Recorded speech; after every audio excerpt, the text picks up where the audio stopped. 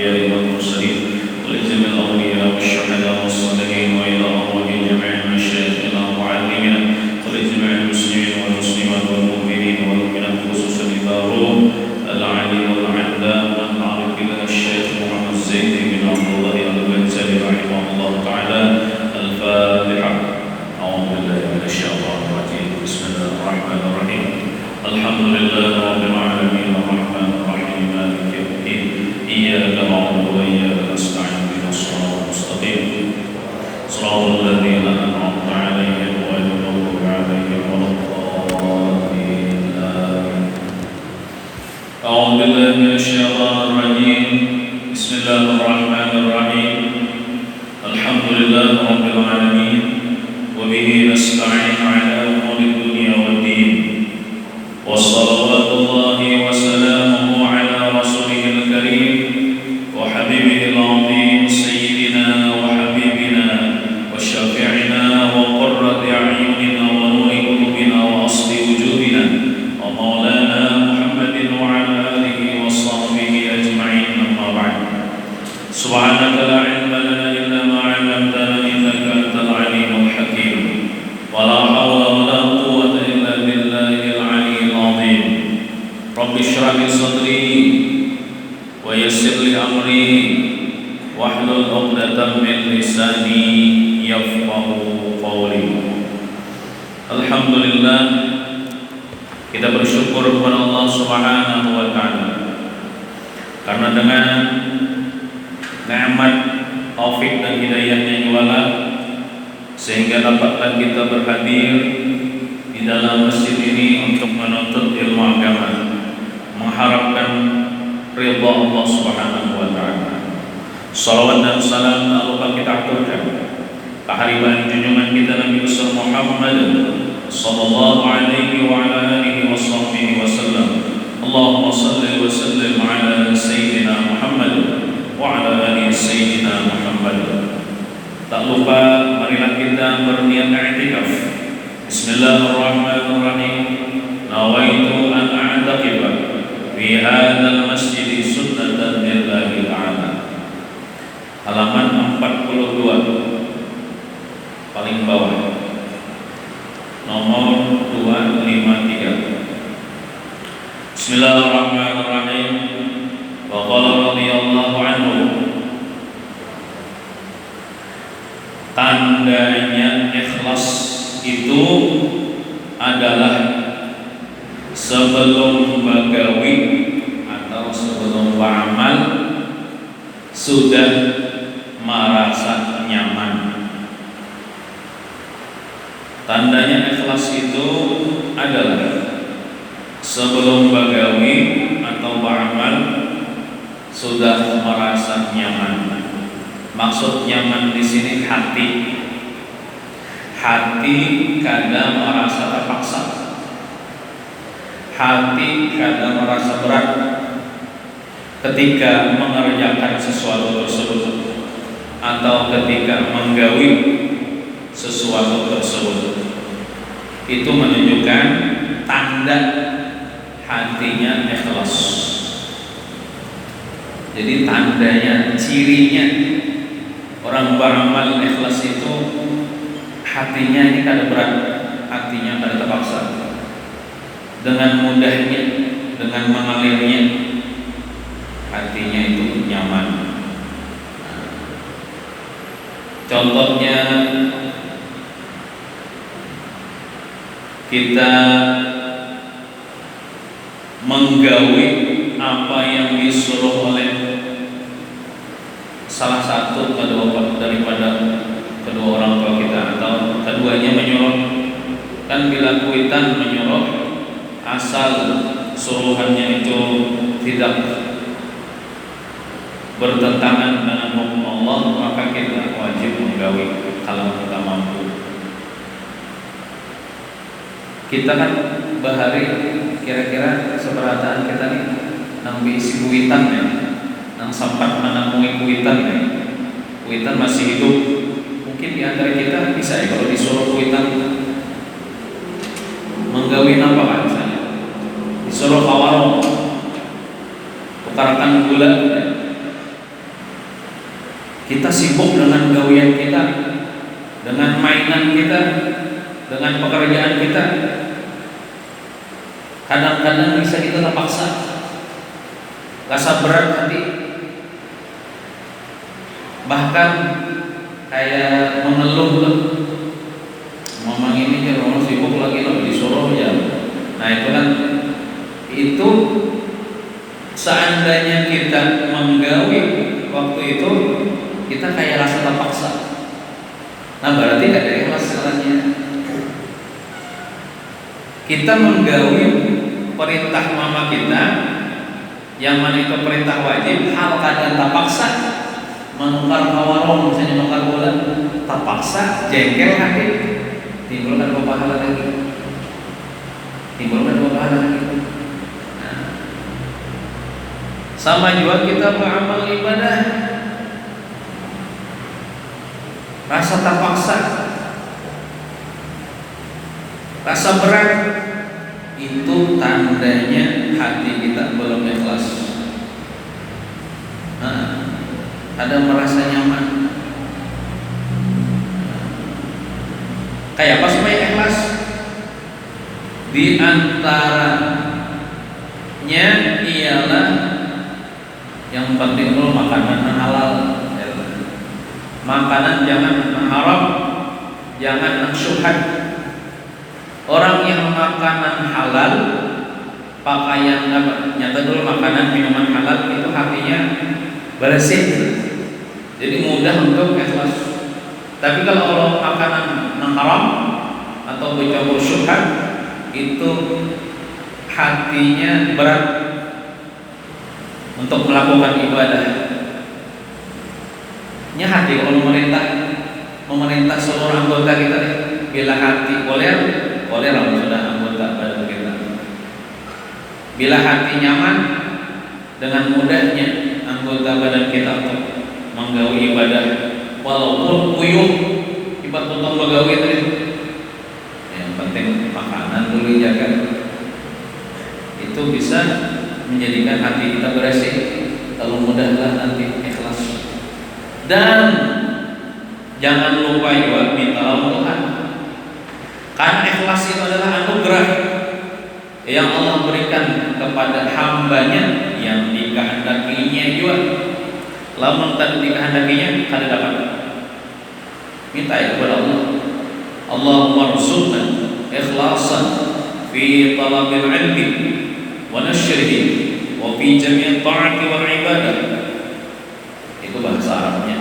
Bahasa kitanya ini. Ya Allah, anugerahkanlah kepada kami ikhlas dalam menuntut ilmu, ikhlas dalam menyebarkan ilmu, ikhlas dalam taat dan ibadah kepada Engkau. Berdoa kita lalu diberi Tuhan kena ikhlas. Tapi tadi syaratnya pemakan halal. Nah, lalu kita merasa nyaman beribadah, bahkan merasa lezat beribadah, kadang merasa terpaksa, kadang merasa berat. Ikhlas jangan cuma ngarang masjid aja ikhlas, tapi supaya di dalam adalah ikhlasnya. Kios ikhlas ya. Salahnya menipu, bayaran angsurannya kurang, mantap-mantap menukar di utang, kiosnya ikhlas. Bahkan ada orang yayasan al-ikhlas, tapi yayasannya menipu juga. Nah, sesuai warna pondok pesantren al-ikhlas ada juga. Bahkan ada ngarang surah al-ikhlas. Tahu kan? Surah al-ikhlas yang kita hafal aja berantakan. Bismillahirrahmanirrahim. Qul huwallahu ahad, Allahus samad, lam yalid wa lam yulad wa lam yakul lahu kufuwan ahad. Kenapa disebut atau dinamai dengan surah Al-Ikhlas? Al-Ikhlas itu diambil daripada kalimat apa tuh? Khalusa, khalasa, ya khulusuha. ikhlas itu bersih, bersih, atau bisa juga lepas, artinya lepas daripada kekotoran. Berarti melepas daripada kekotoran itu berarti bersih. Nah, kenapa dinamai surah itu surah Al-Ikhlas? Karena kata ulama itu bisa menyebabkan orang yang membacanya lepas daripada api neraka. Jangankan membacanya, mencintainya aja bisa menyebabkan lepas daripada api neraka. Ada kalau di zaman Nabi orang ini sembahyang lah setiap rakaat imam Fatihah, qul huwallahu ahad terus, bukan ada hafalan surah yang lain. Rakaat pertama qul huwallahu, rakaat kedua qul huwallahu imam Fatihah, maksudnya ya sembahyang zuhur gitu ya, mulai asar gitu ya. Bolehlah, boleh ya. Saya jadi imam bolehlah, boleh ya. Bahkan ada yang protes di zaman Nabi itu, apa ini dia surah Ikhlas harusnya. Lalu dilaporkan kepada Rasulullah, Sallallahu Alaihi Wasallam. Jadi lalu dipanggil orang itu. Kenapa jadi Rasulullah kamu ini baca surah Al-Ikhlas terus? Ujarnya ulun cinta dalam surah Al-Ikhlas. Saking cintanya setiap rakaat, maksudnya di dua rakaat pertama lah sampai surah saya lah. Kita sembahyang zuhur, rakaat pertama Fatihah surahnya surah. Rakaat kedua Fatihah surah. Nah rakaat ketiga itu Fatihahnya ada disunahkan pakai surah. Rakaat keempat Fatihahnya ada disunahkan pakai surah.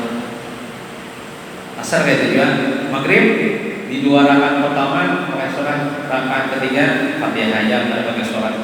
Sembahyang subuh keduanya pakai surah sesudah Fatihah, dua rakaat saja. Nah, ulun cinta dengan surah Al-Ikhlas. Ujar Rasulullah, kecintaanmu kepada surah Al-Ikhlas itu menyebabkan kamu akan masuk ke dalam surga. Bahkan ini yang paling nyaman bila kita sembahyang ya Allah itu Fatihah rakaat pertama qul ya ayyuhal kafirun, rakaat kedua Fatihah qul huwallahu ahad. Ringkas. Belum pakai kisah. Ini kisah termasuk sebagian riwayat mengatakan asbabun nuzul. Kenapa sebab turunnya surah Al-Ikhlas? Dikisahkan ketika Rasulullah SAW hijrah, dalam perjalanan hijrah dari Mekah ke Madinah, karena apa? Disuruh Tuhan kan, bukan Nabi itu takut. Kalau misalnya Nabi itu takutan enggak lawan orang kafir sehingga keluar daripada kampung, meninggalkan kampung menuju Madinah, ada Nabi itu karena disuruh Tuhan menyuruh untuk hijrah ke Madinah karena di Mekah tidak aman lagi. Nah, lalu Sayyidina hijrah di suatu malam ditemani oleh sahabat sekaligus bin Tuhan Sayyidina Abu Bakar Siddiq radhiyallahu anhu di malam hari.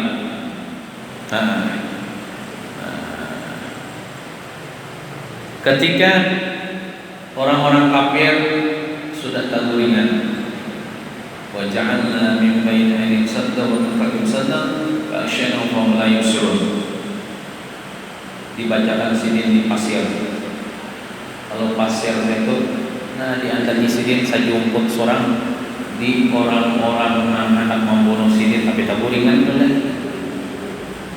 Sidin dikepung, rasanya dikepung, menunggu sidin keluar aja lagi langsung ditimpas. Cuma belum sidin keluar dari rumah, Allah Ta'ala menggulingkan para preman itu untuk guringan itu pada jaga lagi karannya dia di tangan pedang. Dibaca lagi wa ja'alna dalam surah Yasin, wa ja'alna min baini aydihim sadda wa min khalfihim sadda fa aghshaynahum la yubsirun. dibacakan sini di pasir emang lah. Ya kalau di alam tuh dia dari sini ada motif lagi sampai sini keluar daripada rumah lalu hijrah. Hijrah kemana? Menuju Madinah. Pas sudah mulai bangunan, makanya Muhammad lambatnya keluar sekali bulannya datangi masuk ke rumah, ada enam berselimut dengan suruhan Rasulullah, Pak, dibuka, sekalinya lain Muhammad jar Ali sekalinya Ali. Ada membunuh banyak, ada tujuan buahnya, ada membunuh Nabi Muhammad, ada membunuh Ali. Buahnya itu sebenarnya apa namanya, sebelum membunuh Nabi itu sudah merencanakan rapat naranya Darun Nadwah, ya anggaplah balai desa lah. Darun Nadwah naranya yang diketahui oleh Abu Jahal nih ya mengetahui rapat untuk membunuh Nabi Muhammad SAW. Jadi iblis ada 4 situ menyerupai manusia, telah memberikan pendapat, ujar buahannya bunuh aja. Jadi iblis nih lamun membunuh seekor kena nang membunuh ini kita dituntut orang. Jadi ujar iblis membunuhnya ini banyak orangnya. Jadi bila banyak orangnya kan orang kan mau nuntut, makanya disewa. Banyak preman-preman sudah terbonus pedang tapi guringan. Nabi keluar pas sudah buahnya bangunan Nabi tidak ada lagi Nabi diselamatkan Allah Ta'ala. Lalu Abu Jahal pun dan para konco-konconya mengadakan sayembara siapa yang kawa memulihkan Muhammad ke Makkah, mengembalikan Muhammad ke Makkah atau kepalanya, maksudnya hidup atau mati, kepalanya lah kami berikan 100 ekor unta yang berwarna merah untanya, yang putih apa nih, mata nih kan ada putihnya ada hirangnya. Nang putihnya tuh hirangnya tuh hirang benar. Pengalih dari unta itu. Untanya warna merah pulang. Abang biasanya kan unta apa? Warna kuning lah. Warna hirang. Dia warna abang 100 ekor kalau untanya. Banyak banget bilnya kan. Maka bila unta abangnya larang harganya barang nanti. Bukan cuma itu, akan diberikan 100 budak perempuan yang berasal daripada negeri Romawi. Roma itu Italia, orang-orang bule. Bukan dari Habsyi, bukan budak berkulit hitam, budak berkulit putih. Bebinian berataan, bungas-bungas daripada keturunan Romawi. 100 ekor. Siapa kau menangkap Muhammad hidup atau mati, diberikan 100 ekor unta warna merah, diberikan 100 jariyah, budak perempuan asal Romawi. Bukan cuma itu, diberikan 100 unta 100 ekor kuda Arab pulang nih. Banyaknya duitnya tuh miliar-miliar lah, bisa bertriliun-triliun lah. Sogih benar, banyak bisi bini, banyak bisi kendaraan. Lalu ada namanya Mubin, berdiri ya seorang laki-laki namanya Suraqah. Ini kisahnya lanjut kayak ini, kisahkannya Allah kita kisahkan ulang. Ini sebabnya kenapa turun surah Al-Ikhlas. Suraqah namanya Suraqah bin Malik, ujarnya berkata, saya akan menyanggupinya, saya akan mengembalikan Muhammad, menangkap Muhammad hidup atau mati. Inilah saking menggiurkannya tuh tawarannya tuh, kadang mahadang kainan dibayari wehini juga. 100 sudah artinya sudah sedia nih upahannya tuh, kadang pegawai dulu nyawa dibalik ada itu Nah, siapa yang sanggup, siapa yang menyanggupi, nah lalu diserahkanlah kepadanya 100 ekor unta merah, 100 ikong bebinian yang muas-muas budak pang daripada negeri Romawi, dan 100 ekor kuda Arab. Lalu ini si Suraqah ini orang ahli juga dalam mencari jejak dan ahli dalam berkuda. Berkuda ya itulah mencari jejak. Nah, ada namanya ilmu mencari jejak tuh ya. Ibaratnya tuh kan Nabi kan tolak kalau Sayyidina Abu Bakar rasanya pakai unta. Nah, jadi misalnya tahi untanya tuh ya pinanduk. Jadi misalnya ada tahi unta tadi dianunya pakai pedang, diciumnya. Oh ini unta Muhammad Pak tahunya. Nah, saking anunya dari tahi unta ya tahu. Dari jejak kakinya saya tahunya. Saking ahlinya kan. Oh ini unta orang Mekah. Oh ini unta orang Madinah. Dari tahinya jadi ciumnya tahunya. Nah, lalu ringkas cerita, memperdapatilah ia akan Nabi kita Muhammad SAW. Si Suraqah nih ketemu Nabi Muhammad di jalan. Nah, lalu inya pun di atas kudanya mencabut pedang untuk menebas Nabi Muhammad. Nabi Muhammad kedua-duanya bukan Sayyidina Abu Bakar. Nah, Nabi Muhammad hendak dibunuhnya. Lalu waktu itu Jibril turun dan Jibril berkata kepada Nabi Muhammad, wahai Rasulullah, sesungguhnya Allah Ta'ala menundukkan bumi ini untuk pian perintahkan tasaran pian bumi ini. Lalu Rasulullah berkata kepada bumi, wahai bumi, bahasa kitanya tuh ya bereaksilah olehmu.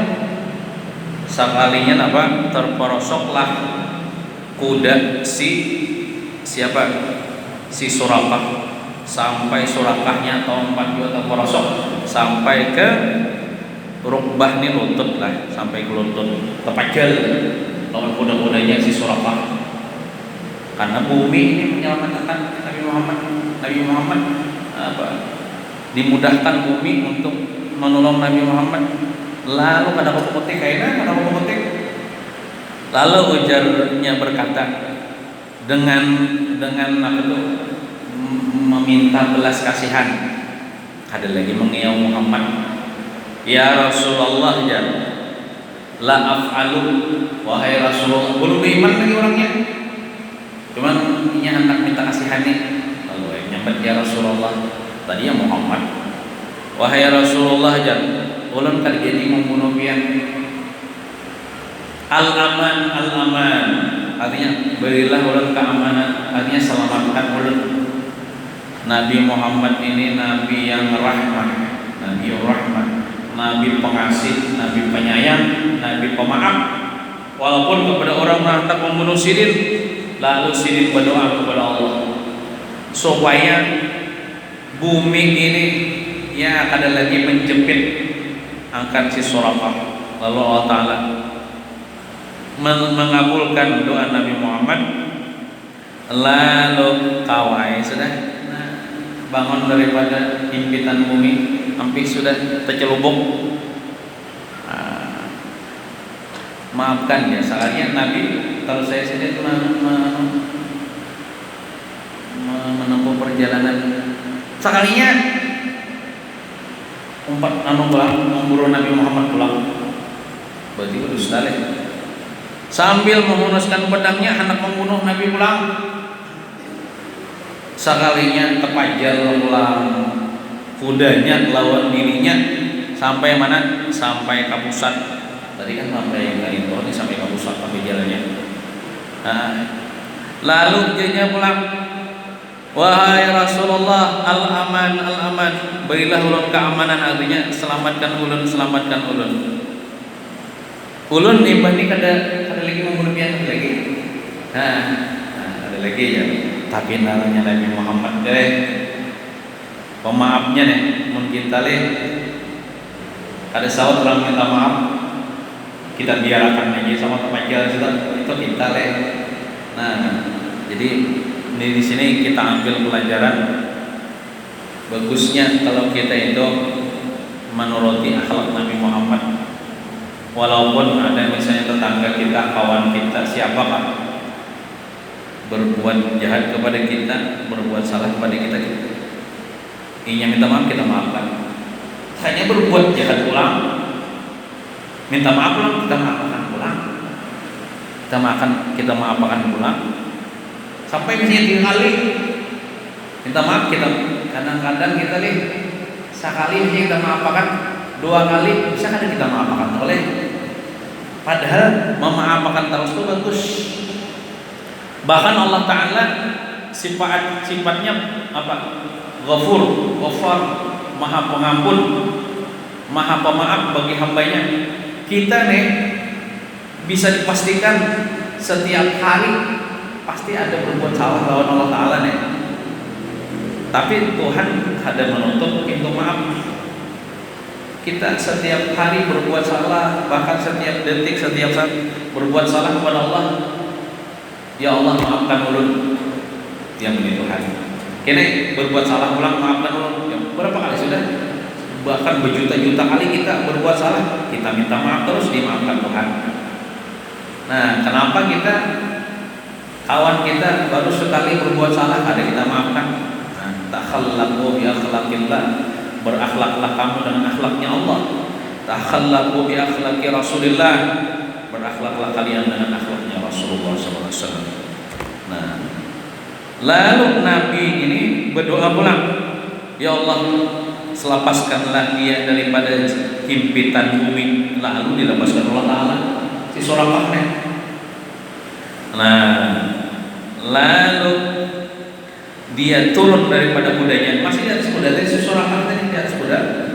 Lalu inya pun ibarat jatuh, apa tuh baru berapa nang kayak apa kata-katanya yuk, nang kayak kita lah waktu pengen jadi pengantin kayak lalu bersalaman wan mama abah kita di kursi, kita di bawah, kenapa ngarepnya itu posisinya nang kayak itu. Bersungkam di hadapan Rasulullah SAW. Suraqah ini meminta ampun di hadapan Rasulullah SAW. Lalu si Suraqah pun bertanya, wahai Rasulullah, kabarkanlah kepada ulun tentang Tuhan pian, yang mana Tuhan pian ini mempunyai kekuasaan yang besar. Artinya kan percaya aja nih lawan Tuhan. Artinya nih Muhammad ini bisi Tuhan, nang kau menyelamatkan ia, sehingga diselamatkan Tuhannya daripada pembunuhanku. Jadi takut Tuhan pian itu kayak apa? Apakah daripada emas? Apakah daripada perak? Karena kan di zaman itu Tuhan orang-orang di zaman itu berhala daripada emas, daripada perak, dan miskin daripada kayu, sumpah-sumpah. Tuhan pian kayak apa? Dari emas kah, perak kah, permata atau kayu atau batu kah? Lalu Nabi pun Sidin ini kata memandir kecuali wahyu daripada Allah Ta'ala. Lalu Sidin menundukkan kepala. Lalu Jibril turun pulang. Jibril tadi dari turun naik pulang, diturun pulang. Jibril merahnya lah. Malaikat itu terbuat daripada nur. Nur itu artinya cahaya. Kecepatan cahaya itu lebih cepat daripada benda lain. Kecepatan cahaya cepatnya turun. Lalu ujar Jibril, ya Muhammad, wahai Nabi Muhammad, qul, katakan kepada si Suraqah yang bertanya tentang Allah, qul huwallahu ahad, katakan dia Allah Tuhanku, Allah yang Maha Esa. Nah itu kan sebab turunnya ayat ini. Si Suraqah bertakun, Tuhan pian menyelamatkan pian apa daripada emas kan daripada perak kan? Ujar Nabi Muhammad, qul huwallahu ahad, katakan Dia Allah itu esa, tunggal. Allahus Samad, Allah itu orang yang dipintai hajat hanya kepadanya. Lam yalid wa lam yulad, Allah itu kada beranak, kada diisi anak, kada melahirkan. Berarti amun Allah Ta'ala kada diisi anak, berarti kada diisi bini. Ya kelak. Nah, walam yulad, dan kada dilahirkan Allah, berarti amun kada dilahirkan berarti kada diisi ibu, kada diisi bapak. Walam yakul lahu kufuwan ahad, dan tidak ada bagi Allah itu apa? Sepupu atau sekutu seorang pun ada. Itu kisahnya kenapa jadi turun surah Al-Ikhlas. Ada ulama berkata, Qul huwallahu ahad, itu kan maknanya katakan olehmu wahai Nabi Muhammad, huwallahu, ya Allah ahad, esa. Jadi ayat ini bukan cuma dibaca di sini, bukan cuma dibaca di dalam sembahyang, bukan cuma dibaca di dalam wirid, bukan cuma dibaca di dalam arti adat, tapi ayat ini didakwahkan kepada orang-orang yang menyekutukan Allah, terutama siapa orang yang menyekutukan Allah? Pokoknya orang yang menyembah selain Allah, orang-orang yang mengatakan Allah punya anak, Allah punya syarikat. Jadi di dalam kalimat ayat Qul huwallahu ahad itu perintah untuk berdakwah, mendakwahkan tauhid kepada orang yang musyrik. Gitu. Jadi kita ini, setiap kita umat Nabi Muhammad yang beragama Islam, yang percaya dengan keesaan Allah, masing-masing punya tugas untuk berdakwah kepada saudara kita yang non muslim. Walaupun non muslim kita sebut saudara kita, saudara sebangsa setanah air, walaupun tidak saudara seagama. Masih banyak lagi orang-orang yang menyekutukan Allah, bahkan seluruh dunia ini orang yang menyekutukan Allah. Namun kita paham itu, karena qul artinya kan, qul itu bukan cuma baca, qul itu kan katakan, dakwahkan, sampaikan kepada mereka. Sudahkah kita pernah mengislamkan orang yang menyekutukan Allah? Sudahkah kita berdakwah kepada saudara kita yang di mana sih banyak kayak orang yang mayoritas non muslim di Manado, di Papua itu orang yang menyekutukan Allah. Nah itu sebenarnya kita ini punya tugas untuk berdakwah. Apakah kita rela melihat saudara kita masuk neraka? Kita nyaman di surga, saudara kita masuk neraka gara-gara kita pernah mendakwahinya, gara-gara ia mengatakan Tuhan itu ada dua Tuhan Bapa, ada Tuhan Mama, ada Tuhan Anak. Nah itu Qul huwallahu ahad bukan cuma dibaca, tapi didakwahkan, disampaikan. Katakan kepada mereka Allah Ta'ala satu. Ya kita, lamun kita adalah ada mendakwakan dia. Nabi Isa kita turun, Nabi Isa kita turun menyampaikan ini kepada orang-orang Nasrani. Nabi Isa turun kita di akhir zaman, berdakwah sini ke setiap negara, terutama di sana ada orang-orang yang menuhankan Nabi Isa, mematahkan salib-salib, membunuh babi, menghilangkan pajak. Itu Nabi Isa kita, namun kita ya Allah. Jadi zaman Nabi Isa kita banyak orang-orang Nasrani masuk Islam, banyak kita berbondong-bondong orang masuk Islam. Nabi Isa mengatakan yang sebenarnya, aku ini bukan anak Tuhan, aku ini seorang nabi yang diutus Allah Ta'ala. Gitu. Jadi itu surah Al-Ikhlas, kita bincangkan masalah ikhlas tadi. yang kita baca misalnya setiap hari apa di dalam sembahyang, qul huwallahu ahad Allahus samad lam yalid wa lam yulad, cuman hati kita belum lagi ikhlas beribadah kepada selain Allah, tujuannya dunia, dan kita masuk orang yang ikhlas.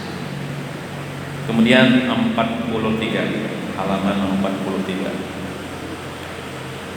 I'tiqad ahlus sunnah wal jamaah, ini cirinya lah, ciri i'tiqad itu keyakinan. Ahlus sunnah wal jamaah, apapun yang terjadi pada diri para sahabat Rasulullah SAW, maka kita tidak usah ikut bicara, ikut campur, ikut bicara, ikut berkomentar. Dan kita yakinkan bahwa semua mereka para sahabat Rasulullah saleh, orang-orang saleh berada. Kan menurut dalam catatan sejarah, ada di antara sahabat Nabi itu berselisih pendapat dengan sahabat yang lain, bahkan sampai terjadi peperangan. Contohnya seperti kisah Sayyidina Ali bin Abi Thalib, itu berbeda pendapat dengan Sayyidina Muawiyah bin Abi Sufyan tentang masalah khilafah, tentang masalah pandangan politik, beda pendapat. Sehingga terjadilah peperangan namanya peperangan Siffin. Bahkan di peperangan itu banyak terbunuh para sahabat mulia, sahabat Rasulullah. Sayyidina Ali itu sahabat Rasulullah terkenal, bahkan termasuk Al-Khulafaur Rasyidin. Sayyidina Muawiyah bin Abi Sufyan itu sahabat Rasulullah juga. Kisahnya kayak ini. Setelah terbunuhnya Sayyidina Utsman bin Affan, itu diangkat Sayyidina Ali menjadi pengganti Sayyidina Utsman bin Affan. Sedangkan waktu itu pembunuh Sayyidina Utsman bin Affan belum lagi ditangkap, bahkan belum diadili. Kayak apa hendak mengadili, ditangkapnya ada. Lalu keluarga Sayyidina Utsman bin Affan itu bakal warga lawan Sayyidina Muawiyah bin Abi Sufyan, ada kaitan keluarga. Sayyidina Muawiyah waktu itu menjadi gubernur di mana tuh di Damaskus kalau bukan salah. Itu menuntut kepada Sayyidina Ali untuk mencari pembunuhnya. Sayyidina Ali pun waktu itu ada hawa juga mencari pembunuh, karena waktu itu ya suasana politik agak kacau. Lalu terjadilah perselisihan pendapat sehingga terjadi peperangan. Nah, kita penganut Ahlus Sunnah wal Jamaah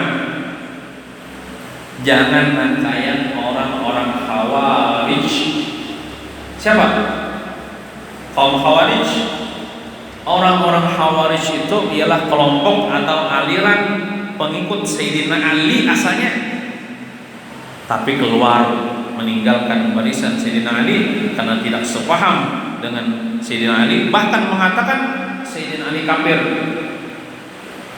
bahkan memberontak kepada Sayyidina Ali. Itu orang-orang Khawarij. Orang Islam biasanya bahkan hafal Al-Quran. Nah, kita jangan kayak mereka.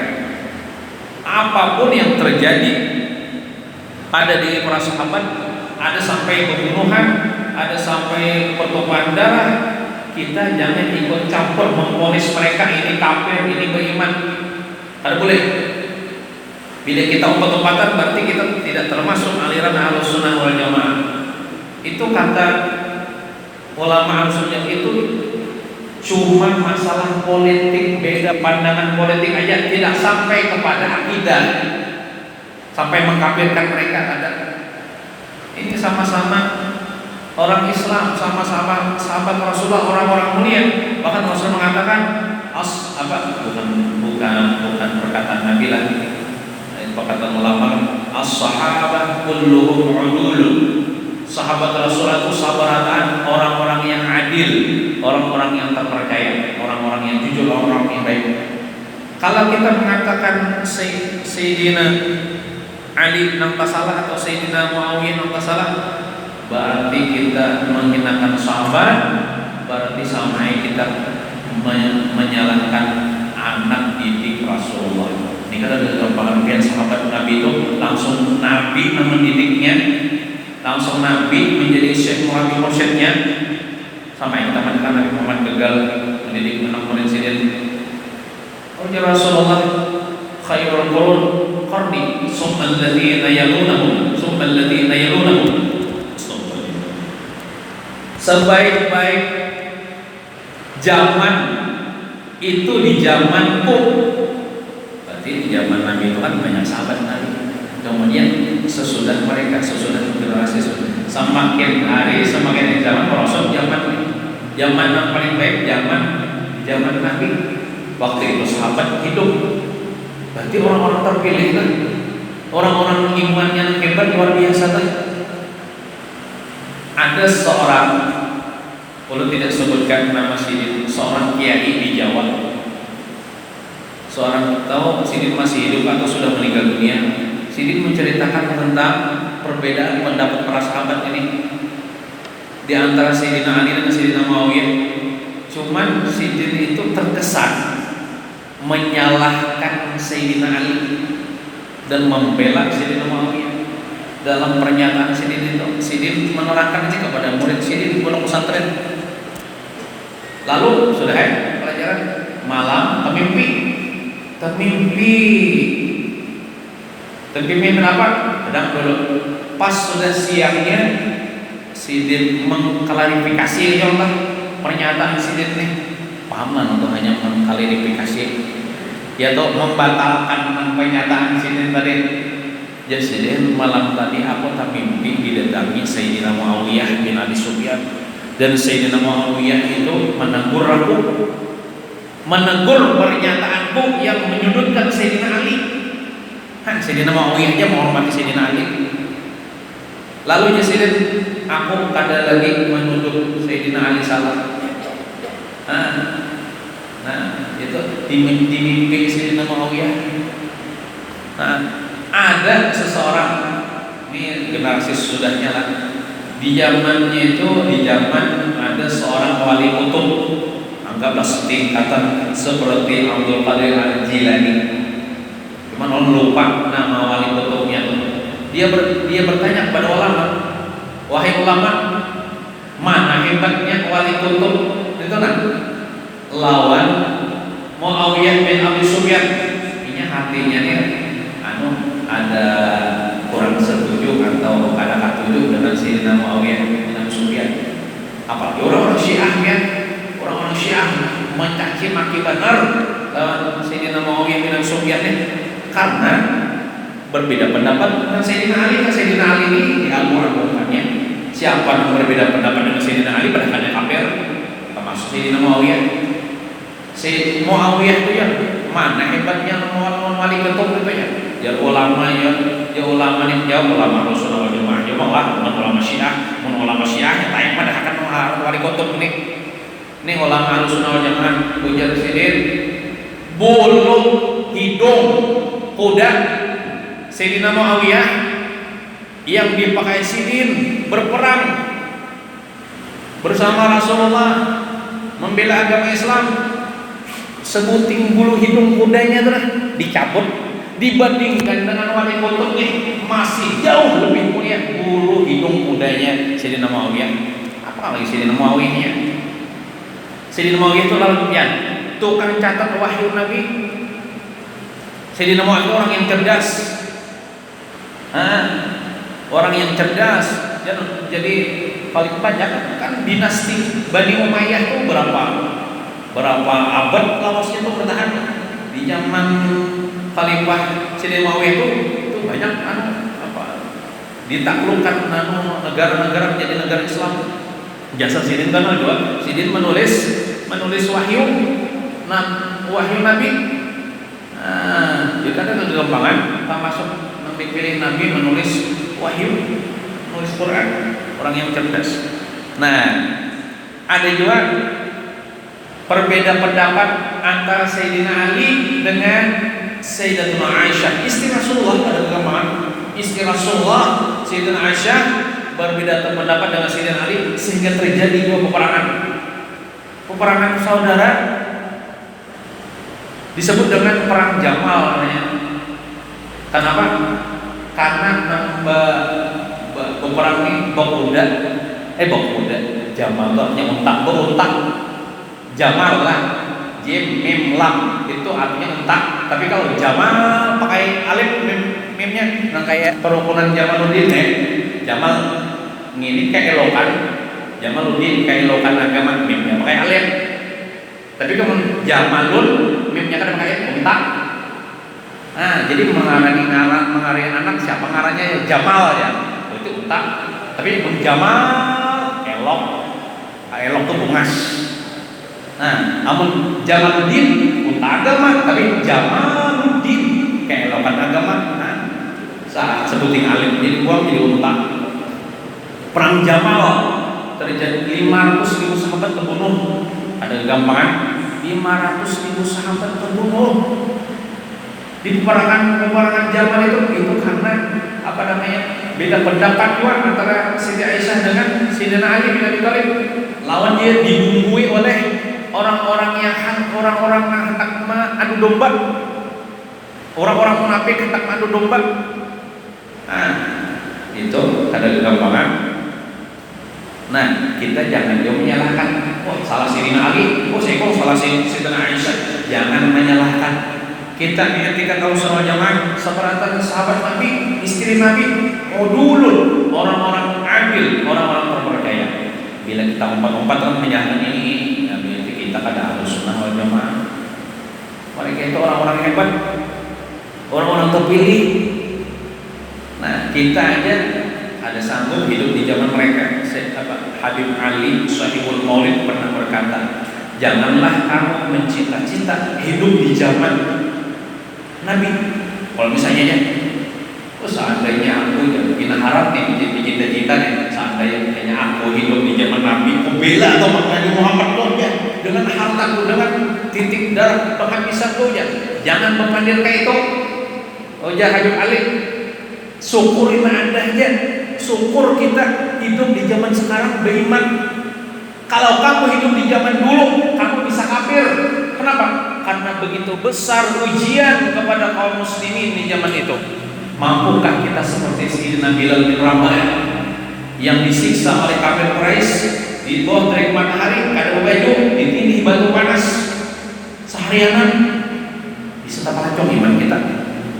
Itu orang-orang hebat, orang-orang yang kuat imannya.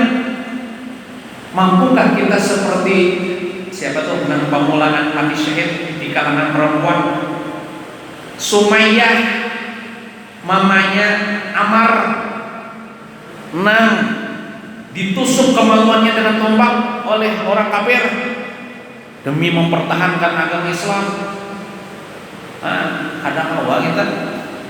Oleh karena itu syukuri aja. Buhannya tuh kan bukan mengeluhnya.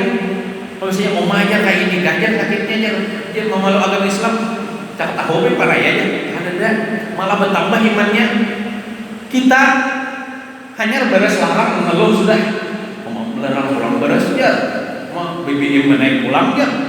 Jangankan itu, mati listrik setengah hari, abut sudah mengeluh. Di mana iman kita dibandingkan dengan para sahabat sabarnya? Kadang-kadang sabar kita baru diuji dengan dunia, ini diuji keimanan mereka sampai dibunuh, tidak bergeming sedikit pun. Mereka orang-orang pilihan.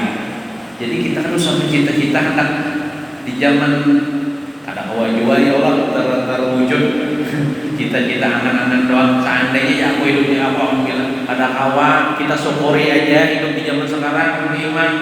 Zaman kita ini nyaman sudah.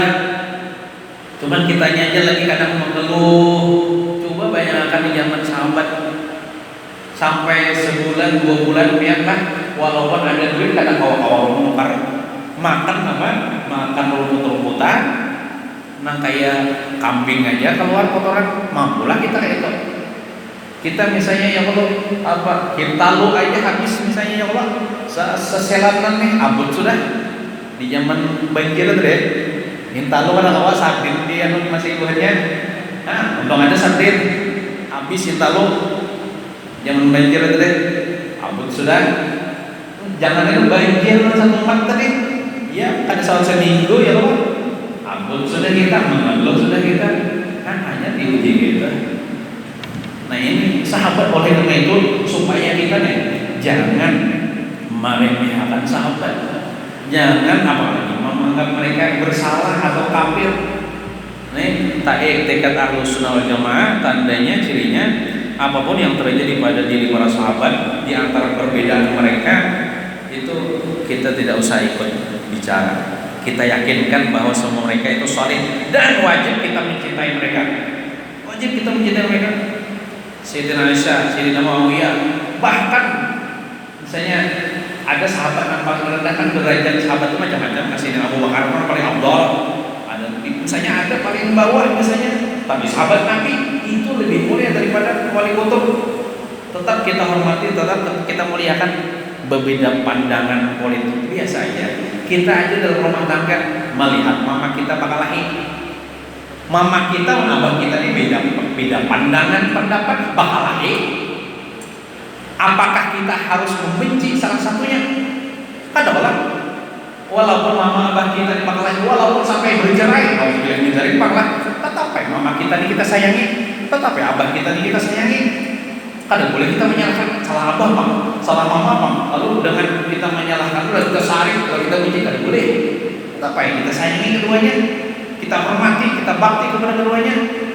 Nah kayak itu ya, walaupun sahabat ini berbeda pandangan politik, kita tidak boleh mencaci maki, menyalahkan apalagi memandangkan kafir. Itu sudah lepas daripada etika Ahlus Sunnah wal Jamaah. Wallahu a'lam bishawab.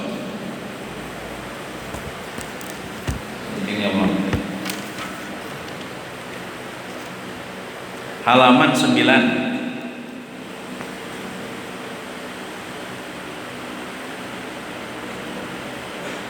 Baris ke-10 dihitung oleh bawah. Dan haram pada orang yang junub. Bismillahirrahmanirrahim. Qala al-musannif rahimahullah ta'ala.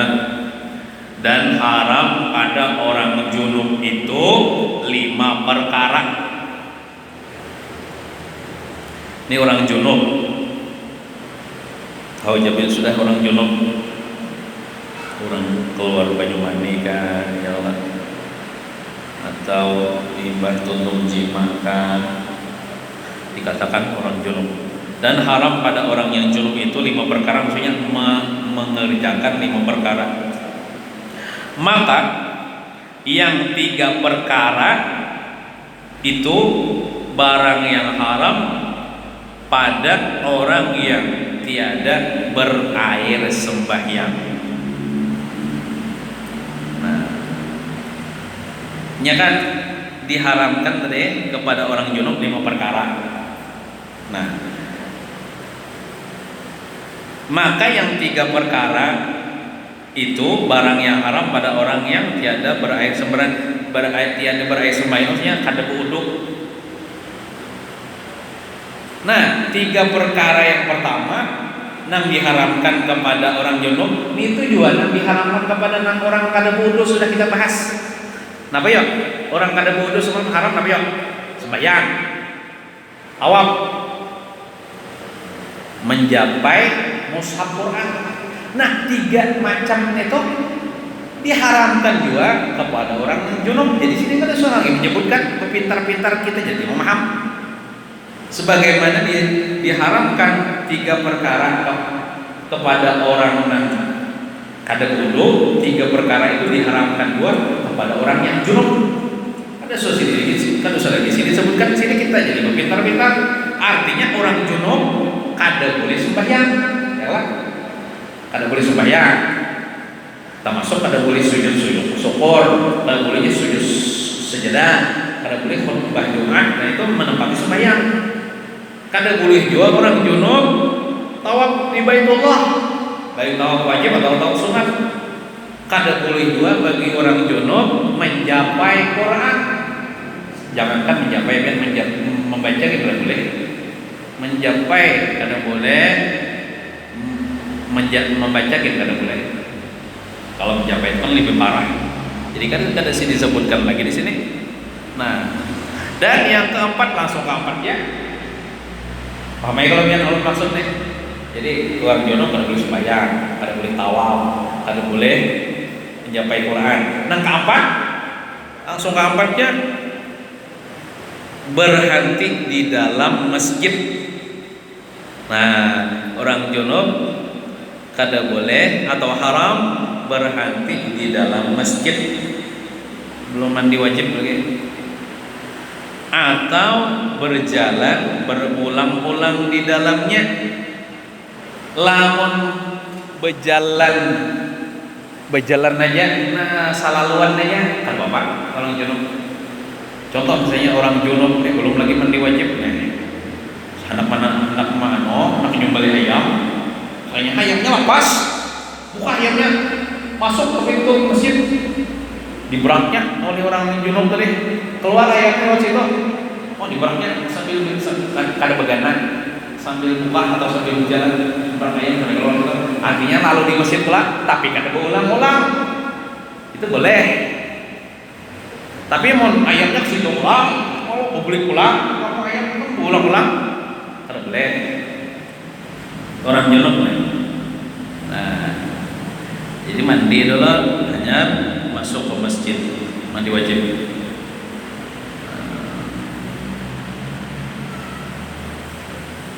Berhenti di dalam masjid atau berjalan berulang-ulang di dalamnya. Yang kelima, haram bagi orang yang junub membaca Quran jikalau satu huruf sekalipun, tapi dengan kasat Quran, dengan niat baca Quran. Kenapa satu huruf ya? Nun, satu huruf pula satu huruf tapi satu ayat, ya Allah, nun. Kalau Yasin kan dua huruf, nun ya. Satu huruf dan satu ayat. Wal qalami wa ma yasturun, semuanya kan. Tapi niat membaca Quran haram. Tapi kalau niat berzikir ada haram. Niat berzikir, niat berzikir, niat membaca zikir. Kan orang membaca Quran itu termasuk juga membaca zikir, karena arti zikir itu az-zikru huwa ma yusabu liqa'ilihi. Zikir itu ialah sesuatu yang diberi pahala membacanya. Bila kita membaca itu zikir. Azan, orang azan berpahala, pahala zikir. Mengucapkan salam berpahala zikir. Mengucapkan la ilaha illallah berpahala zikir. Baca selawat berpahala zikir. Baca tasbih ada juga.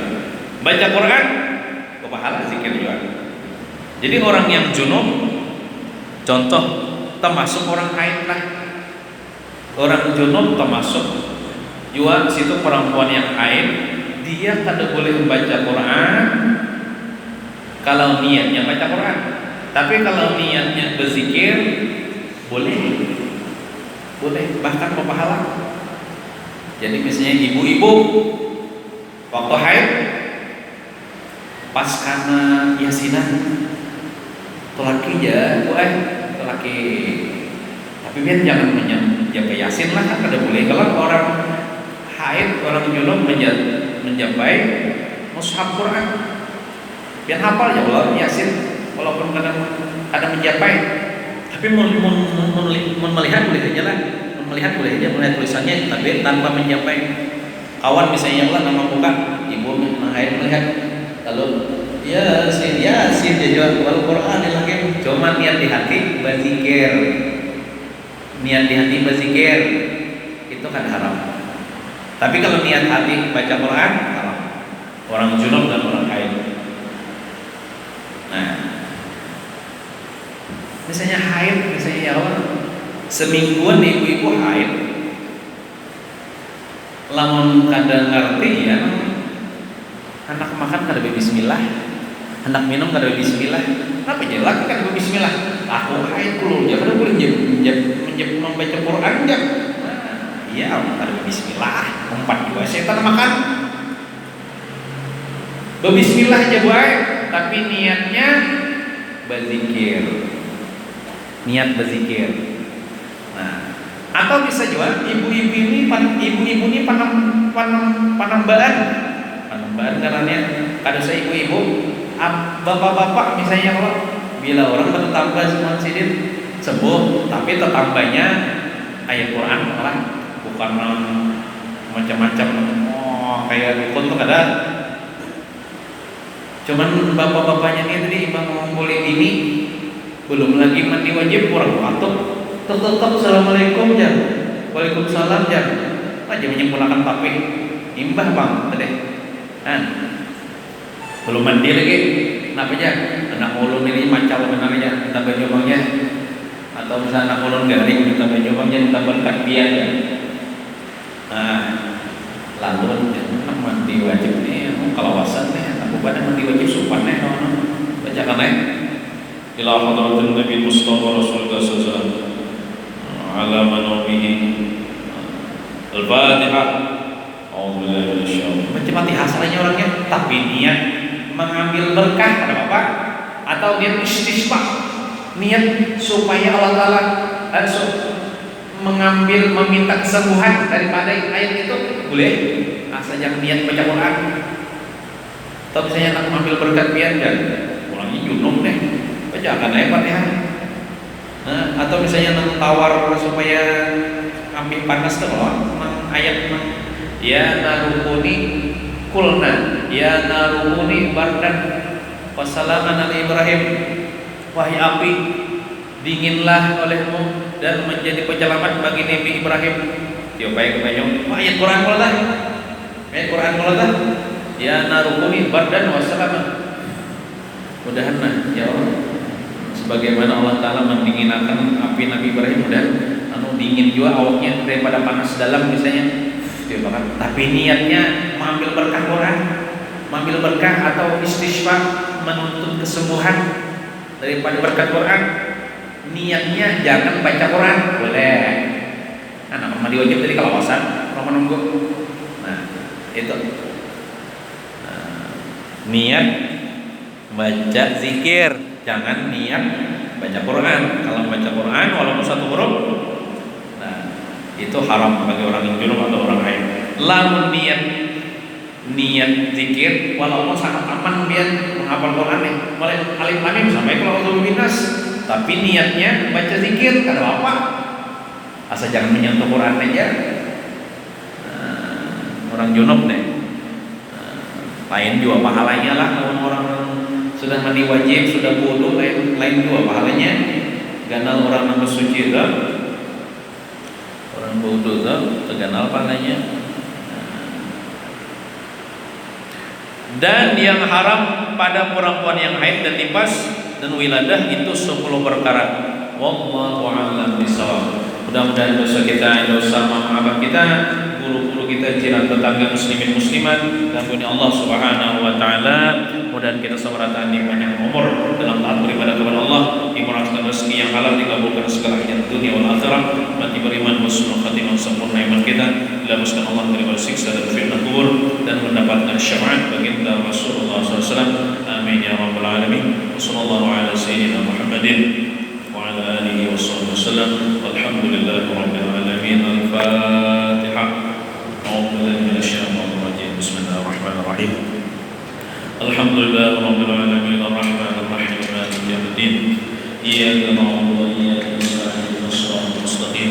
Shiratal ladzina an'amta 'alaihim ghairil maghdubi 'alaihim waladdallin. Amin. Bismillahirrahmanirrahim. Alhamdulillahi rabbil alamin. Wassalatu wassalamu ala asyrafil anbiya'i wal mursalin sayyidina wa maulana Muhammadin wa ala alihi washabbihi ajma'in. Allahumma arzuqna ikhlasan fi talabil ilmi wa nashrihi wa fi jami'il ta'ati wal ibadati bi rahmatika ya arhamar rahimin. Allahumma faqihna fid din wa 'allimna at-ta'wil warzuqna fahman nabiyyin wa hifdzal mursalin wa ilhamal malaikatil muqarrabin bi jahi sayyidil kaunain. Rabbana atina fid dunya حسنة وفي الآخرة حسنة وقنا عذاب النار. صلى الله على سيدنا محمد وعلى آله وصحبه وسلم. والحمد لله رب